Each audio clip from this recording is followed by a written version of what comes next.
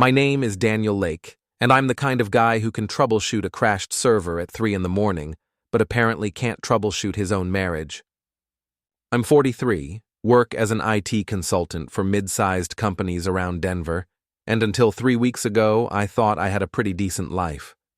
Turns out I was living in a sitcom where everyone else knew the punchline except me. It started on a Tuesday morning when I found Olivia's second phone. I wasn't snooping, I swear. I was looking for my charging cable in her nightstand drawer when my fingers hit something plastic wedged way in the back. A cheap burner phone, the kind you buy at gas stations when you don't want people tracking your calls. My wife, who owns 3 designer handbags worth more than my car, was hiding a $20 flip phone like some kind of suburban drug dealer.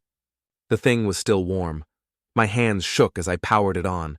No password, because why would there be? Olivia never expected her boring IT husband to go digging around her stuff. The text history made my stomach drop through the floor. Can't wait to feel you inside me again. Daniel's working late tonight. Sent yesterday at 4:17 p.m. Your husband is such a loser. When are you finally going to dump him? Received at 4:19 p.m. Soon, baby. Very soon. He has no idea what's coming. Sent at 4:22 p.m. I scrolled through weeks of messages. Months, actually. Explicit photos, meeting times, detailed plans about their future together, and worst of all, constant jokes about what an idiot I was. How I worked 60-hour weeks to pay for her lifestyle while she screwed her boss in hotel rooms across town. Her boss, Graham Ryder, the smug bastard who owned the advertising agency where Olivia worked as a senior account executive. I'd met him at company parties, watched him look right through me like I was furniture while shaking my hand with his soft, manicured fingers. The guy drove a Porsche Cayenne and wore suits that cost more than I made in a month. The phone buzzed in my hand. New message from Graham. Tell the tech nerd you're visiting your sister this weekend. I've got us a suite at the Broadmoor. I stared at the screen until the words blurred. 22 years of marriage. 22 years of me thinking we were building something together while she was planning my exit strategy. Danny? You okay up there? Olivia's voice drifted up from the kitchen, sweet as poison. Yeah, just looking for something, I called back, slipping the phone into my pocket. Time to find out exactly what my wife thought of our marriage. I spent the next 3 days living a double life. During the day, I played the oblivious husband, asking about Olivia's work and listening to her lies with a smile. At night, I copied every message from that burner phone and started building a case file that would make the FBI jealous. My background in IT came in handy. I installed monitoring software on our home router, tracked her real phone's GPS history, and recovered deleted files from her laptop. What I found made the text messages look like love letters. Olivia and Graham had been planning this for 8 months. Not just the affair, but my complete destruction. They'd discussed how to manipulate the divorce proceedings, how to claim I was emotionally abusive, how to take the house and leave me with nothing but debt. Graham had even offered to have his lawyer friends make my life hell. The little worm won't know what hit him, Graham had written. By the time we're done, he'll be living in a studio apartment eating ramen noodles. I can't wait to be free of him, Olivia had replied. He's so pathetic, always trying to fix things around the house like he's some kind of handyman. I haven't been attracted to him in years. That one hurt. I'd spent every weekend for the past 5 years renovating our house, thinking I was building our dream home. Turns out, I was just increasing the property value for my wife's boyfriend. But the worst part wasn't the betrayal. It was how stupid they thought I was.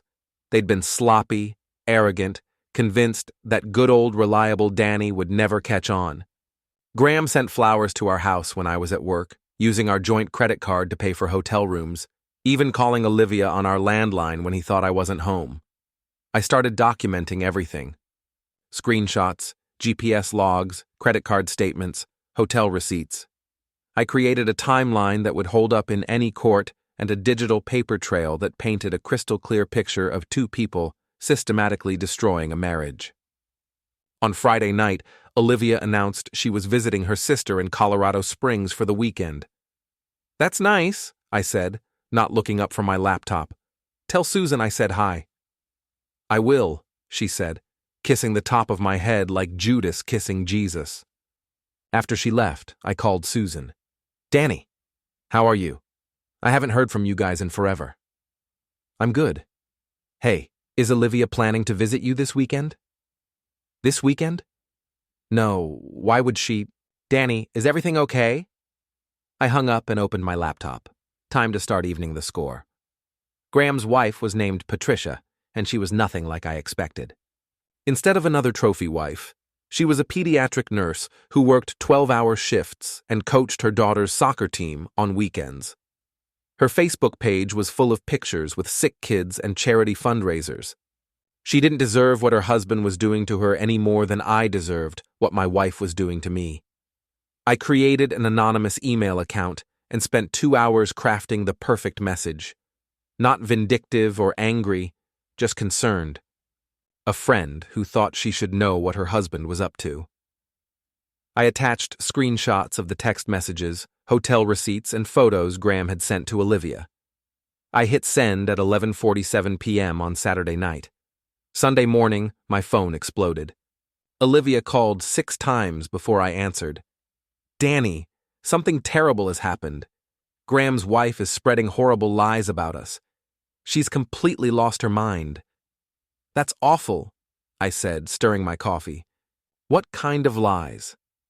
"She's claiming Graham and I are having an affair. She sent these fake text messages to everyone at the agency. She even sent them to my parents." "Fake text messages?" "Obviously fake. I mean, why would I be stupid enough to put something like that in writing?" I almost laughed. "Yeah, that would be pretty stupid. Are you coming home today?" "I can't. This is a disaster. I need to figure out how to handle this." "Take your time," I said. "I'll be here." But I wouldn't be idle. Monday morning, I drove to Graham's office building and waited in the parking garage. When he arrived in his Porsche, looking haggard and furious, I was ready. I'd spent Sunday night preparing a special delivery, a manila envelope containing printouts of every text message, every photo, every receipt. But this package was going to Graham's business partners, his clients, and the board of directors at the country club where he played golf every Thursday. I watched him storm into the building, then made my rounds. Hand delivery to each recipient, with a note explaining that I thought they should know about the character of the man they were doing business with. By noon, Graham's professional reputation was in free fall. Olivia came home Tuesday night looking like she'd aged 5 years. Her perfectly styled hair was a mess, her makeup smudged, and for the first time since I'd known her, she looked genuinely scared. "We need to talk," she said. "About what?" "Don't play dumb, Danny." "I know it was you." I looked up from my laptop, keeping my expression neutral. "I don't know what you're talking about." "The messages, the emails. You're the only one who could have accessed my phone." "Your phone?" "Olivia, I can barely figure out how to update my own phone. You think I'm some kind of hacker?" She started pacing, her heels clicking on the hardwood floor I'd installed myself. "Graham's business is ruined. His partners are furious. His wife threw him out." "That's terrible," I said. "Sounds like he made some poor choices." "Stop it." She spun around, her face flushed with anger. "I know you did this. You violated my privacy. You destroyed people's lives. I destroyed people's lives?" I stood up, and for the first time in months, I felt genuinely angry.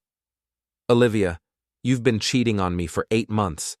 You and your boyfriend have been planning to destroy my life, take everything I've worked for, and leave me with nothing. And you're mad at me for finding out?" Her face went white. "How did you—" "The burner phone, genius. You left it in your nightstand drawer. Did you really think I was too stupid to figure it out?"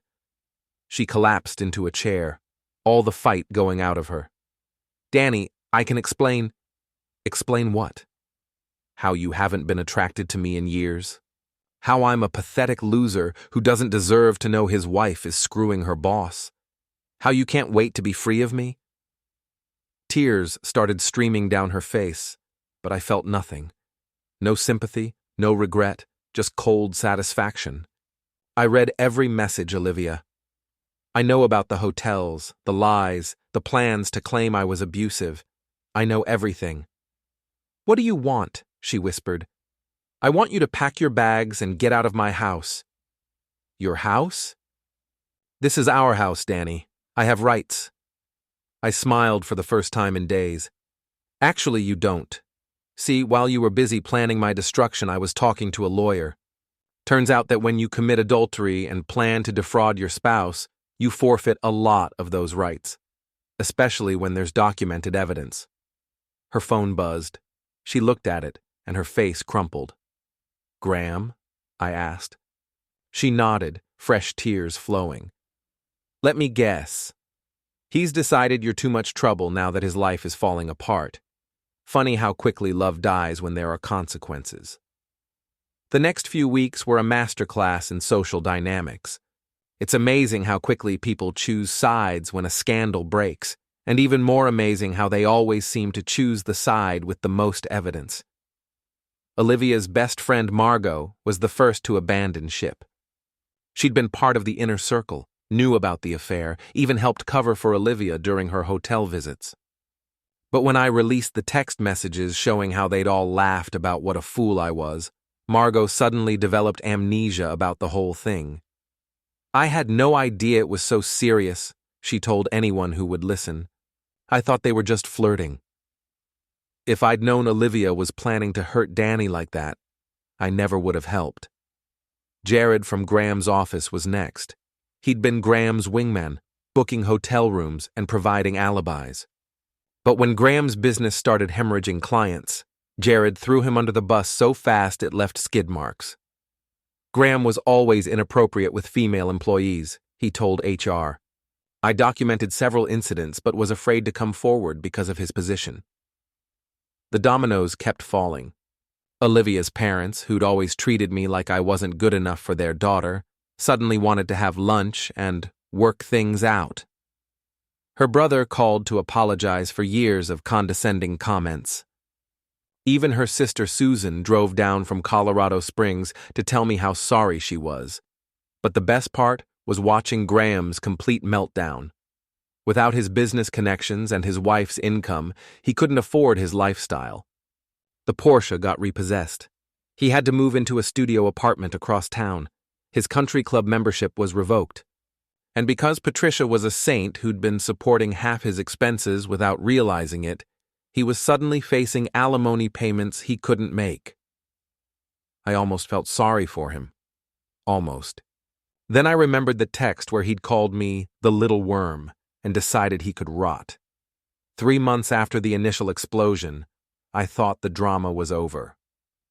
Olivia had moved in with her parents. Graham was working at a smaller agency for half his previous salary, and I was finally starting to enjoy the peace and quiet of my empty house. That's when they decided to make one last play. It started with a phone call from Olivia's brother, Marcus, who was a lawyer specializing in family law. He'd always been the golden boy of the family, Harvard-educated and arrogant as hell, and he'd never missed a chance to remind me that I wasn't good enough for his sister. Danny, we need to talk, he said without preamble. About what, Marcus? About this vindictive campaign you've been waging against my sister and her friend. Friend? Is that what we're calling adultery now? Look, I get it. You're hurt. But what you've done is borderline criminal. Invasion of privacy, harassment, intentional infliction of emotional distress. Olivia could sue you into the ground. I laughed. With what evidence? Everything I released came from her own phone, her own messages, her own choices. There's nothing illegal about exposing the truth. There's also nothing illegal about a wife changing her mind about her marriage. Divorce happens, Danny. It doesn't give you the right to destroy people's lives. Destroy people's lives? I could feel my temper rising. Marcus, your sister spent 8 months planning to frame me as an abusive husband, steal half my assets, and leave me financially ruined. But I'm the bad guy for defending myself? That's not what happened. I have the messages, Marcus. I have everything. Your sister is a liar and a cheat, and you know it. There was a long pause. What do you want, Danny? I want to be left alone. That's not going to happen. Olivia wants to come home. This isn't her home anymore. Actually, it is. She's still legally your wife, and she has a right to live in the marital residence. If you don't let her back in, we'll get a court order. I hung up on him. 2 days later, I came home from work to find Olivia sitting in my living room. How did you get in? I asked, though I already knew the answer. She'd kept her key, and I'd been too trusting to change the locks. This is still my house, Danny. She looked different, thinner, harder, like the stress of the past few months had burned away everything soft about her. She was sitting in my chair, in my living room, surrounded by the furniture I'd paid for and the renovations I'd completed with my own hands. No, I said quietly. It's not. Marcus says I have every right to be here. Marcus says a lot of things. Most of them are bullshit. She stood up, and I could see she was trying to project confidence she didn't feel. I want to work this out, Danny. We can get past this. Work what out exactly? The part where you cheated on me for 8 months, or the part where you planned to destroy my life? I made mistakes. I know that. But we can rebuild. Rebuild? I laughed, but there was no humor in it. Olivia, you didn't make mistakes. You made choices, hundreds of them. Every lie, every hotel room, every text message calling me a loser. Those were choices. I never meant for you to get hurt. You never meant for me to find out. There's a difference. She took a step toward me, and I saw a flash of the woman I'd fallen in love with 22 years ago. Danny, please. I know I screwed up, but we can fix this. We can go to counseling. We can... Where's Graham? The questions stopped her cold. What? Where's your boyfriend, Olivia? Why isn't he here fighting for you? Her face crumpled. We're not... It's complicated. Let me guess. When his life fell apart, he decided you weren't worth the trouble. Turns out Prince Charming was only interested when he thought he was getting a promotion and a sugar mama. That's not fair. Fair? I felt something snap inside me. You want to talk about fair? Fair would have been you asking for a divorce before you started fucking your boss. Fair would have been honest communication instead of secret phones and elaborate lies. Fair would have been treating me like a human being instead of an obstacle to your happiness. She was crying now, but I was past caring. You know what's really pathetic, Olivia? I would have given you a divorce. If you'd just been honest, if you'd just said you weren't happy, I would have worked with you to end this marriage with dignity, but you couldn't even give me that much respect. Danny, get out. This is my house too. No, it's not. Check the deed. Her face went white. What are you talking about? I pulled out my phone and showed her the document I'd been carrying for weeks. Turns out that when you use marital assets to fund an affair, and when you plan to commit fraud in divorce proceedings, you forfeit your claim to marital property. My lawyer filed the paperwork last month. The house is mine. You can't do that. I already did. You have 24 hours to collect your personal belongings. After that, you're trespassing. She stared at me like she'd never seen me before. Who are you? This isn't the man I married. You're right, I said. The man you married was a doormat who worked himself to death trying to make you happy while you laughed at him behind his back. That man is gone. I'll fight this. Marcus will lose. Just like Graham lost his business, just like you lost your job, just like everyone who underestimated the boring IT guy. I walked to the front door and held it open. Get out of my house, Olivia. She left that night, but not quietly. Over the next week, I received a barrage of calls from Marcus, threatening lawsuits and criminal charges. Olivia's parents called to lecture me about forgiveness and Christian values. Even some of our old mutual friends reached out to tell me I was being too harsh. I ignored them all. Instead, I focused on the final phase of my plan. See, while everyone was focused on the affair and the divorce, they'd missed the bigger picture.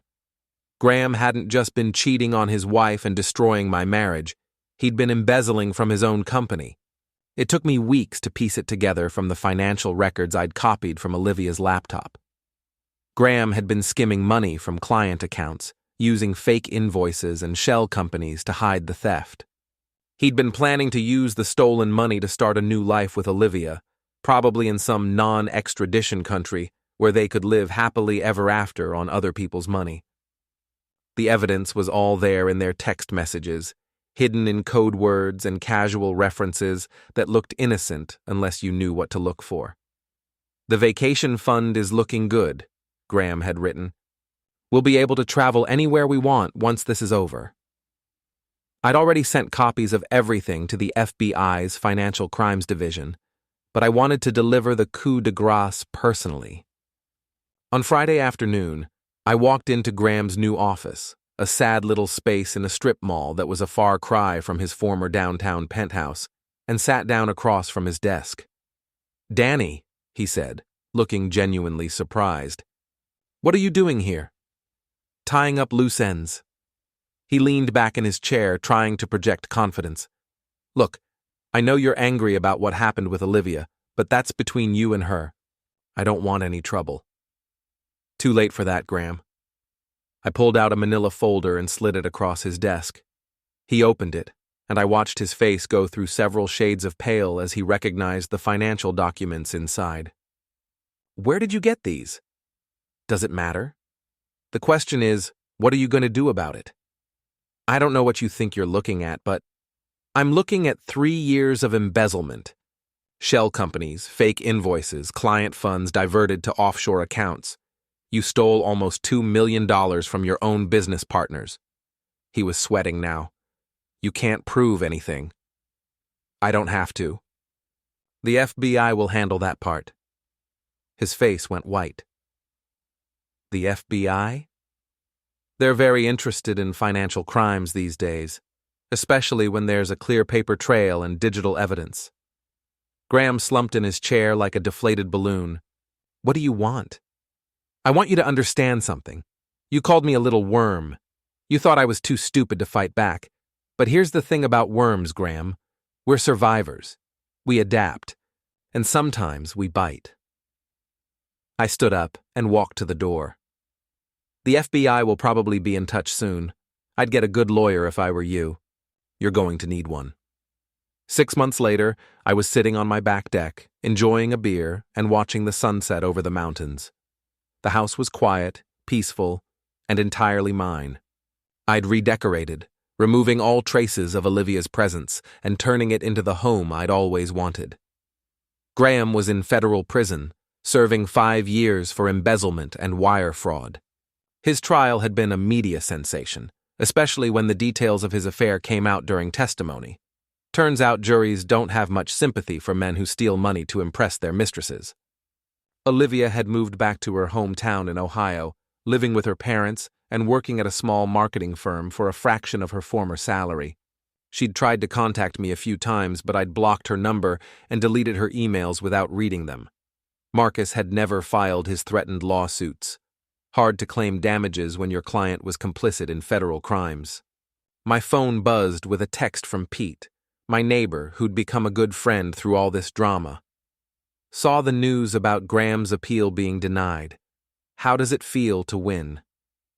I thought about that question as I finished my beer. Did I feel like I'd won? Graham was in prison, his life and career destroyed. Olivia was living in disgrace, her reputation ruined and her future prospects limited. Everyone who'd laughed at me or underestimated me had learned exactly what the boring IT guy was capable of when pushed too far. But winning implies there was a competition, and I'd never wanted to compete. I'd just wanted to be left alone to live my life in peace. What I felt was something better than victory. I felt free. Free from a marriage built on lies. Free from people who saw me as a convenient target. free from the need to prove myself to anyone who didn't respect me in the first place. I pulled out my phone and typed back to Pete. Feels like justice. As the sun disappeared behind the mountains, I started planning my weekend. Maybe I'd finish the deck renovation I'd been putting off. Maybe I'd drive up to the mountains and go hiking. Maybe I'd just sit here and enjoy the silence. For the first time in years, I had choices. Real choices, not the illusion of choice in a rigged game. My name is Daniel Lake, and I used to be the kind of guy who could troubleshoot a crashed server but couldn't troubleshoot his own marriage. Now I'm the kind of guy who doesn't need to troubleshoot anything because I finally learned to eliminate the problems at their source. And that, as they say, is the last laugh.